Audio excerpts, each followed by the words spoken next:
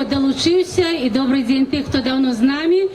І знову з вами мала цудовна сцена, цудовні гурти, які з гонором представляють білоруський фольклор. І зараз у нас така цікава тема, як криниця. Криниця – це сакральний об'єкт, який зв'язаний з культом води. У Білорусі тисячі криниць, які лікують і душу, і тіло. А є кринички, які лікують очі.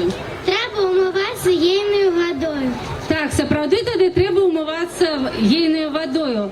А вось... А ці ёсць крыніцы, якія лекуюць слых?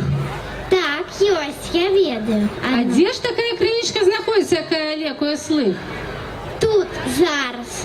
Бараўлянская крынічка! Сустракайце! Вітайце! Гучныя воплескі! Сапраўдная беларуская бараўлянская крынічка!